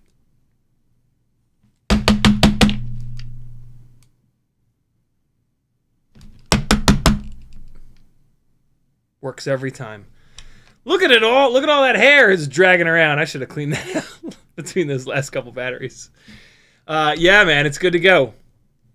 As good as new. Not quite. The motor shafts, I've hammered these motor shafts pretty good. Propellers are hanging in there, though. Frame's totally fine. You know, I mean, the components of this build, we've been testing on this channel for years. Some of the components years. And so, like, all of the components on this build are totally sound. The way that they're screwed together is a little bit different. The bottom mount setup is really, really cool. And yeah, I mean, this is really, really, really well built. But, like, you know, if one of these motors let go, we wouldn't be able to blame that. There's no blame there. But yeah, it held up. The way that this is built is awesome. The way that the receiver is mounted with the really short little wires is awesome. The solder joints on these motors all held up. The camera mount held up. The frame held up. Now that's newbie drone, right? The motors held up. That's Happy Model. The props held up. That's HQ. But, like, you know, the things that are specific to this build, the antenna mounting, this antenna mounting is awesome. The antenna did not flop around. It did not get in the way. It did not break. It's not vibrating. The way that this thing is built is awesome. And that's what you're paying for, right? That's why you buy this rather than building your own. And so, yeah, they've done an awesome job with the way that this is built, which is, again, what matters. Very, very impressive. And I did break something. Look at that. I broke the bottom part of the Betaflight BT 2.0 holder. See that? I don't think that's supposed to be like that. That's supposed to be still connected. That's from one of those backwards hits. So yeah, I mean, I pounded on I pounded on this thing good and hard, and the fact that broke doesn't really matter. It's cool that they have that there. I like how they have the wires going through there, but this will function totally fine with this broken completely off. I'll leave it like it is though. Great job, guys. Really, really, really good job on this thing. I'm impressed, and I tend to be pretty picky. So there you guys go. Gamehat Aerial. .com. Gamehat-aerial.com. This has all the stuff, and then buy it now. I've been flying the Pickled Race, which a couple different motor options, and yeah, super impressive. Ultra lightweight, ultra low latency, great tune, great build. Super impressive. Great job, guys. Thank you for sending it over. This was an absolute blast. I love this, and I will probably fly this again on Sunday's stream, and we will just continue to try this because I came closer. This is the lightest build in this building. It's not the most powerful build, but I think this being lightweight is why I was able to get closer. I mean, I'm just doing this more and more, so I'm getting better at it. But this is a really good candidate for getting this impossible, getting the impossible power loop, which I literally think is what I'm going to call it. Yeah, awesome. Guess what time it is?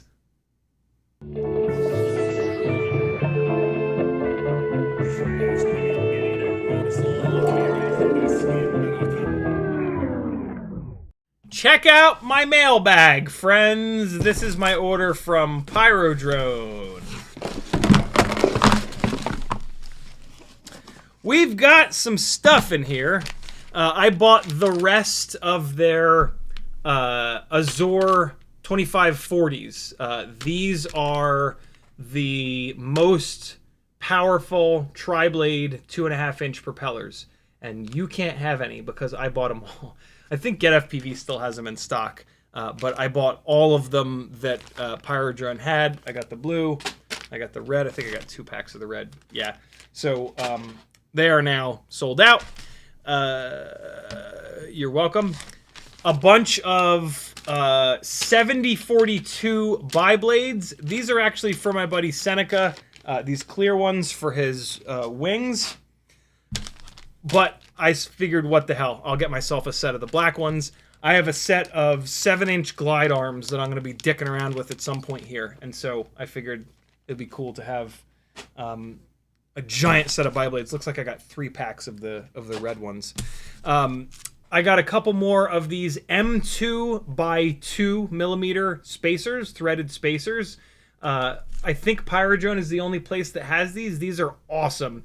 They have them in a whole bunch of different colors. They're anodized aluminum, and they're 2 millimeter thick, which is the same thickness as the nylock nuts. The nylock nuts are great so when you're mounting a stack in a micro or anything, when you're mounting a stack with M2 hardware, if this is your base plate, you're going to run that M2 hardware up through the base plate, usually like an M2 by 20 or 18 or 16 or something. And then you do want to do a nylock nut here, right? So do a nylock nut to just lock this M2 screw so that it'll never loosen up and it'll never move. That's really important. If you've got your 4 stack mount screws not pulled down into the carbon fiber base plate, they will do this, and this will be impossible to tune. You could certainly use one of these on the bottom there, but it doesn't have the nylon to prevent it from loosening up. And these are also round and knurled like a standoff. These are basically just cut down M2 standoffs.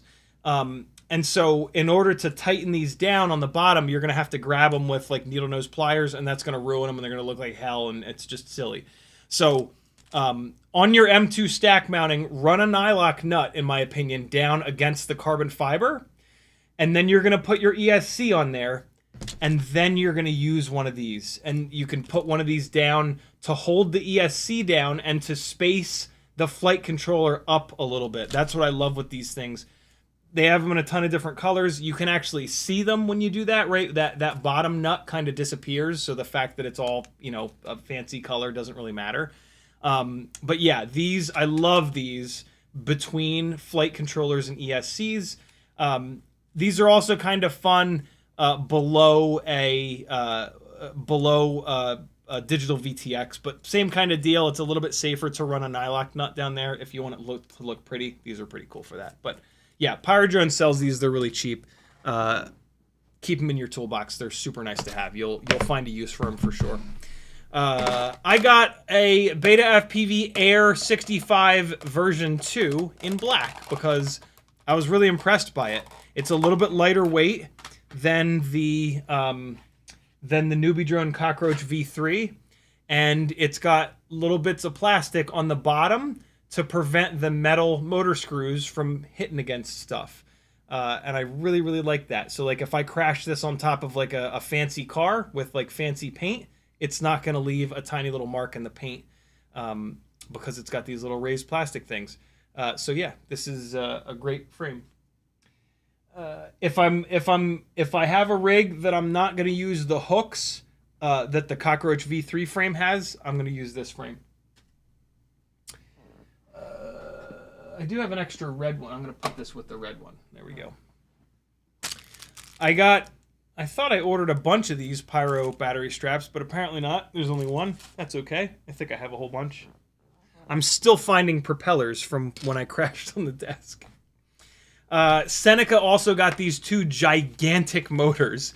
Emax Eco 2806 1300 kV and an Emax Pro 2810 950 kV. He's got a couple wings with 7-inch props that he's getting these massive motors for. So these are for him. This is a replacement Mobula 8 frame since I broke that one, and the HGLRC frame is... I don't understand what flight controller you could possibly run with it because the ducts are too close and they hit the FC. So for your 2-inch builds, the Mobula 8 frame seems to be the one. It's not as durable as that HGLRC frame from what I'm told, but it works. You can actually put an AIO in it, which is pretty important. And it is pretty durable. I crashed the living shit out of these, and they took months to break. So I'm fine with this. This goes there. Perfect. Radiomaster dual band Nomad antenna. 2.4 and 900. This potentially could save you from chopping yourself all up. And I'll show you why. With Crossfire, most of us run the diamond antenna. And the diamond antenna sits really far forward and it's like super stiff and sturdy or whatever. The Nomad comes with dual band whip antennas. And they sit pretty much flat. Like you end up running them something like that. And so if your transmitter rotates around, it could, like what happened to me, hit the arm switch. I don't love the idea of just having shitty little whip antennas anyway. And so I've got one of these that I'm going to run on the left side. I was tempted to get a second one of these, but it was kind of expensive. I think it was like 16 bucks. And now there's something up here. So like in theory, this could possibly prevent the arm switch from getting hit. It's a better antenna. It's a T-style antenna with a proper ground plane rather than just the janky little whip antennas that's in here. So not only is it a better antenna, but it could potentially be like a safety thing. And so yeah, that's pretty cool. And we've still got and so yeah, I guess I'll run it like that. I guess I'll do this and then I can run it like that. And so I've got the one vertical whip antenna and then this guy's horizontal. And yeah, there we go. Nah, this will drive me insane. Oh, maybe I'll do that. Nah, I won't do that. I just take this antenna off of here. This only works with FR Sky. That's what I'll do. I'll run it a little bit of an angle there. Run it at a jaunty angle. Yeah, look at that. Cool. We've got another Tattoo R-Line 4S 1050. Pyrodrone is the spot that sells this specific battery that I run on all my Cinewhoops. Not all my Cinewhoops, just the bigger, heavier Cinewhoops. And so every single time I do a Pyrodrone order, I snag another one of these batteries. Tattoo R-Line version 1 1050 4S. This is also the 6S battery that I run. Version 1 1050 6S on all my Freestyle rigs. Awesome battery. Super lightweight. The Tattoo R-Line version 1s are incredibly lightweight. A little bit of foam. This is garbage. we've got a GNB 2S 450. In continuing to test the 2-inch 04 carrying setups, this is a battery that I didn't have, and I want to be able to test all the batteries. The first test is, will it fit in a Module 8 frame? And it will. So that's great, and it fits nice in there. So this is cool. One more battery for us to test. And then we've got a 380 mAh 2S battery. Pyrodrone's new free shipping minimum is $200. And so these batteries, for example, I wouldn't normally have gotten, but I wasn't quite at that $200 mark. And like free shipping is like a significant discount, right? So it's almost always worth it to get to the free shipping amount. Let's see if this 380 is going to fit. This battery is, the runtime is probably not going to be great, but I do want to test it. And it does fit perfectly in the Module 8 frame, so that's awesome.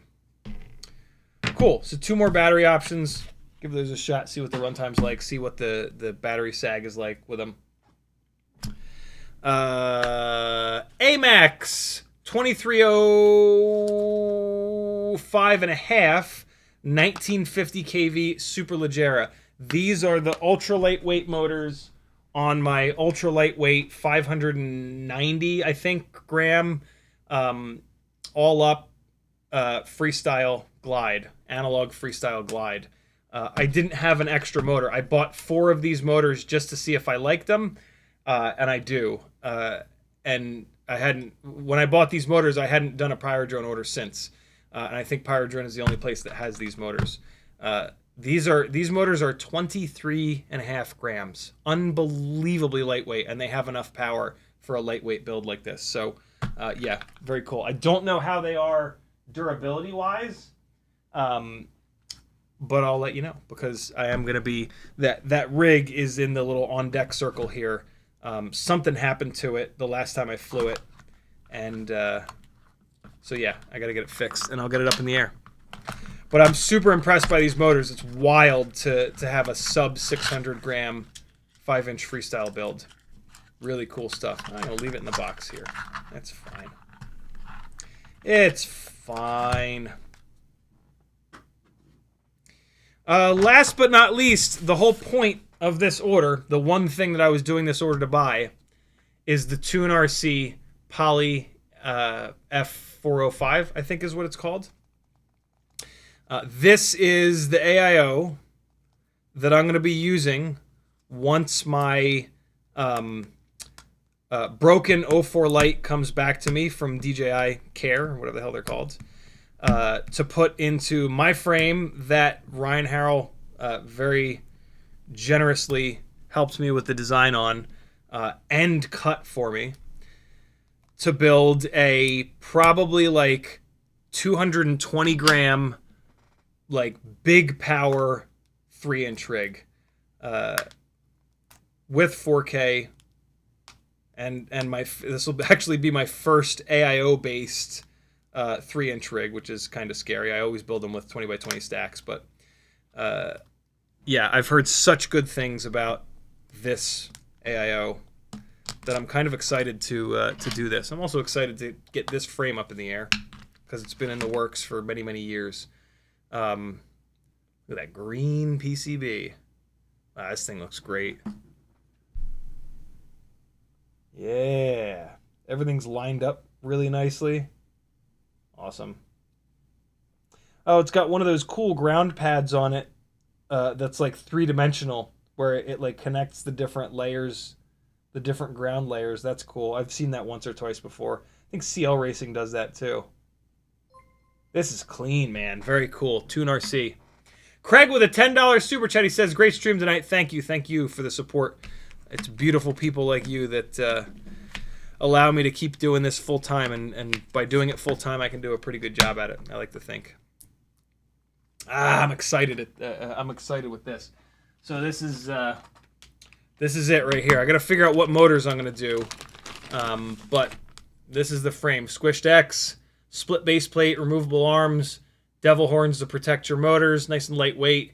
and then 25 by 25 mounting with just enough room in the rear here for a little receiver. So yeah, this goes in here. There's a chance that I'm gonna run this on old school RCX 1304 5000 kV motors. I'm not sure. Those were like my favorite motors forever for lighter weight 3-inch builds. They don't have quite enough power for like a 250 gram all up 3-inch build. But I think this thing is going to be closer to like 220 grams. And I have a whole bunch of those motors. RCX was a motor company that was a part of an overseas website called MyRCMart, who I don't think are around anymore, unfortunately. And back in the old days, like 7, 8, 9 years ago, RCX motors were like a little bit of a secret. Like nobody really knew about them. Those of us that did know, Ryan Harrell knew about them, which is one of the like when I first met Ryan, and we started talking, and I mentioned RCX motors, and he was like, "Oh man, they're so good. How do you know about RCX motors?" I was like, "Oh, me and this motherfucker are gonna be friends."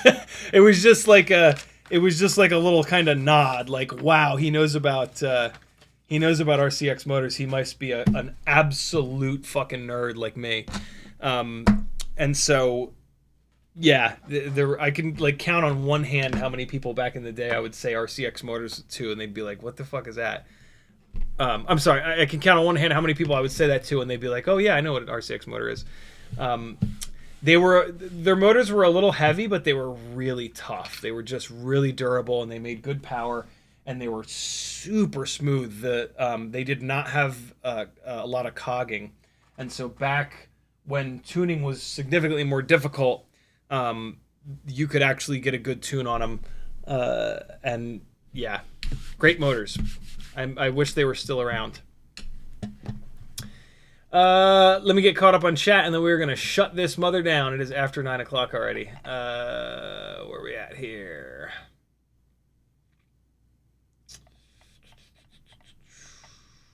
Where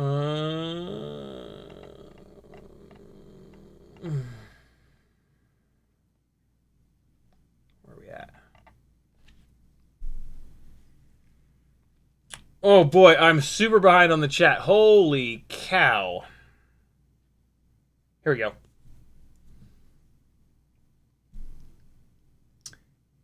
Gamehat Aerial says, Craig, in our... Oh, no, we got that. Mape says, what do you think about lithium-ion batteries for HG0 goggles? Should be totally fine. Lithium-ion batteries don't have mega discharge, but you don't need mega discharge for goggles. So, yeah, should be great. They'll last forever. Craig says, Craig asks, Gamehat Aerial, do you offer lower tilt? I don't fly anywhere as good as CiottiFPV. And then Gamehat says, if you fly at line of sight for a few seconds, you really feel how light it feels. It's a piece of paper somehow. Oh, I can feel it. I can feel how light it is. The direction, the way that it changes direction is, the only comparison point is the newbie drone race. Because, yeah, weight just changes directions quicker. It's why I love Miatas so much. You can, like... The transitional characteristic of the car is unlike anything else other than like a Caterham or something that's open wheel. You can put the widest, stickiest tire you want on a car that's more than 2,000 pounds. It will not feel like a car that's 2,000 pounds. Gamehat says, what ELRS antenna on Freestyle is also ceramic? Do you ever... we got that... looks like Craig and Gamehat Aerial are talking. Gamehat Aerial says, CiottiFPV has the I chop my fingers excuse, but still goes for the low-hanging fruit, indeed. Cold Power says, if you race it all... Oh, I already got all these. Cold Power says, lock the zoom at a static factor. What do you mean? I hate the dynamic zoom too with a passion. I should share my GF settings? Zoom? What zoom? I don't have anything that has any kind of zoom on it. I'm confused, Cole. Tell me more. Gamehat says that cymbal is definitely casting a shadow on your target. I think talking about the crash cymbal. Matthew W says, can you clamp Logitech on the monitor outwards facing corner? Inset its video for next time. Do you mean facing towards the where I'm doing all of this? Maybe. No, the cable's not long. I could do something. That's an interesting idea. I don't think it's wide enough. So I could basically put it down there, right? And so like there's that gate. Yeah, see, it's nowhere near wide enough. There's that gate, but then all the way over there is the other gate. So you would just see the whoop come like bomb. It might be cool. You could see it bounce off the drum set over and over and over again. That might be fun. If you guys remind me next time, I'll do it.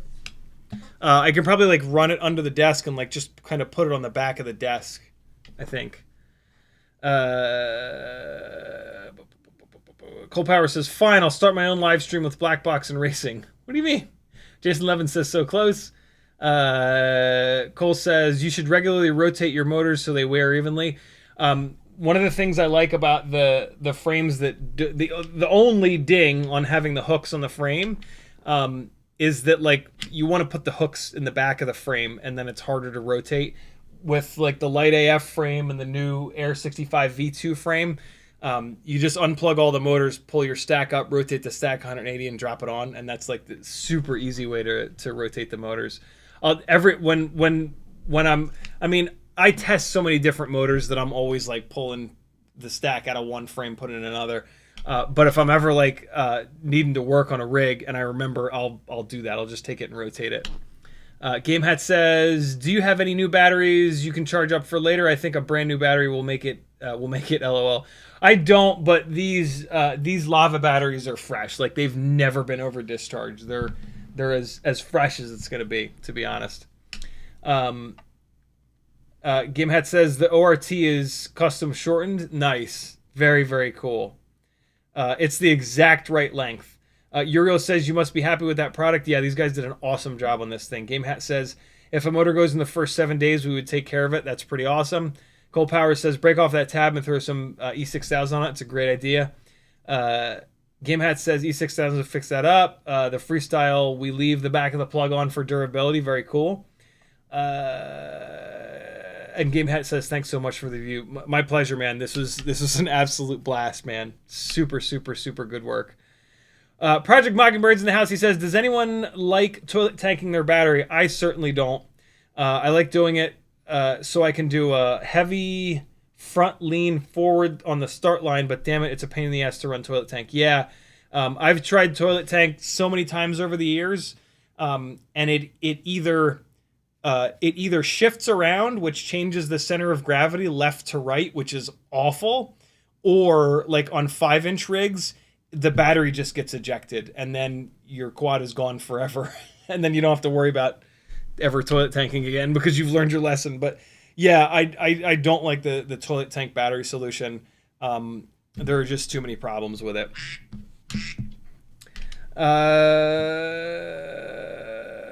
Timmons is in the house. He says, have you tried the Ovonic 450 mAh BT 3.0 batteries? I got them for the Mobile 8, and they've actually worked surprisingly well. I didn't even know they existed. So the answer is no. Ovonic. Look at that. I wonder if that's who makes the Tiny Whoop batteries. Hey Timmons, can you shoot me can you weigh one of those batteries? And boy, they look a lot like the Tiny Whoop batteries. Can you weigh one of those? And never mind, 27 grams. Net weight 27 grams. Sure wish that my goddamn scale would work. What the hell, dude? Ooh, ooh. Oh, it came on, but it says the batteries are low. Why? I just charged you. I guess they didn't charge. All right. Timmons and I will figure it out outside of the live stream. Gamehat Aerial says, I'm about to build a Kiss Ultra Oasis Fly 25. My condolences. Denzel Terrell says thoughts on Happy Model X12. Need a new one for my 2S 35mm. The X12 is awesome. It's my favorite analog 2S Tiny Whoop AIO. Gamehead says, thanks again. Looking forward to Sunday. Thank you, brother. Frank Douglas says, Cole Power CiottiFPV. I think Cole and Zoom Lock was about gyro flow and stabilization. Ah, okay. Gotcha. Well, I mean, like, no matter what, in order for stabilization to work, it has to zoom, right? Like, there's that's just the way that the stabilization works. So, with a Zoom Lock setting, what it's going to do is I would actually prefer to not run Zoom Lock, because if you run Zoom from, I don't use gyro flow, I use Real Steady Go, which is now the GoPro software. But what Zoom, if I'm understanding Zoom Lock by the two words zoom and lock, it's going to zoom in and then stay zoomed in. I would actually rather it not do that, so that when I'm flying totally flat, I get as many pixels as possible. And then in the GoPro software, I turn the speeds way down, almost all the way down, so that when it does zoom, it does it so slowly that you can't even tell. And so, yeah, I would actually not use the Zoom Lock. But I understand if you don't slow the speed down, the zooming is a bit obnoxious. So I know what you're saying. Where the hell was I in the chat? Here we go. Gamehat says, clamp it to the newbie drone gate to see more. That'd be kind of cool. Also says, maybe Tiny Whoop website has the weight too. Oh, of course they do. Of course they do. Good call. Let's see. They'll probably have an even more accurate weight too, because Jesse has that incredibly fancy scale. Batteries. BT. Nope. BT 3.0 actually. Oh, shit balls. Come on. 2S batteries. That's the 300, but I think Ovonic has... I wonder if Ovonic has the 300s as well, whatever. So the 450 with the short cable, and then 450. Okay, let's see.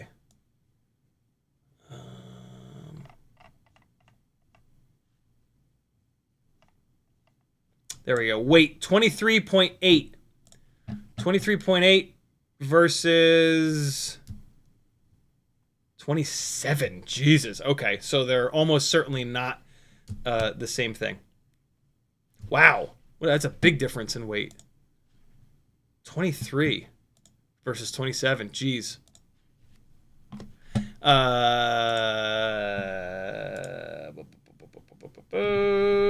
Uriel says, if you have problems with human, don't star to hit them like the gauge. Best weekend. Gamehat says, X12 crew, love that you can disable onboard analog with a solder bridge. Cole Powers says, stabilization can use a fixed zoom. I use pretty aggressive follow on 4K source on 5.3. You can use 10 to 20% zoom without losing 4K resolution. True, but you're still losing resolution, right? Like, just no matter what, there's going to be pixels that go off the side of the screen. I always lens correct from source, fisheye to rectilinear, but I shoot with 5.3, 24, or 4K 120. That sounds like you're using 04. No, I don't think 04 does 5.3. BMF Spade says the Ovonic 1S 300 mAh are good batteries. I don't know if I've ever tried the Ovonic 300 BT 2.0s. Huh. Maybe I have. No, I don't think I have. I tried some Ovonic batteries a bunch of years ago, and they were okay. They didn't blow me away. Cole Powers says it's a GoPro Bone 010. Nice. Cool, friends. I hope you had a good time. CiottiFPV.com to support me. This is a totally... Oh, yeah, what is the promo code, Gamehat? I forget it. And I have our Discord conversation up, but it'll take me forever to find it. Yeah, thanks for hanging. Totally crowdfunded. Join my Patreon. That's the best way that you can support me, and it's super inexpensive. Promo code for the Gamehat Aerial website is CiottiFPV, capital CIOTTIFPV, no spaces. Very well done, fellas. Thank you for working so hard on such an awesome thing and presenting it to the community. It's super rad. Be good, friends. I'll see you Sunday at 3 o'clock Eastern time. Here comes some more $5 million housing. This is with the stabilization. Check this out. Here is 8x7 vertical, so basically 7x8, and then run through the stabilization software, which brings it to, I believe, 16x9. Really, really interesting. I don't think I like it, but for social, this is what the client wants, and so this is what they're going to get. Interesting perspective to see it this tall, but still smoothed out. Is this a full flight? No, this is just me getting that extra little bit of coverage. Here's a full fly through. Here you guys go. See you guys Sunday. Be good. Come on. I'll get there. I promise. This isn't a full fly through, but it's just me farting around. Love you, bye!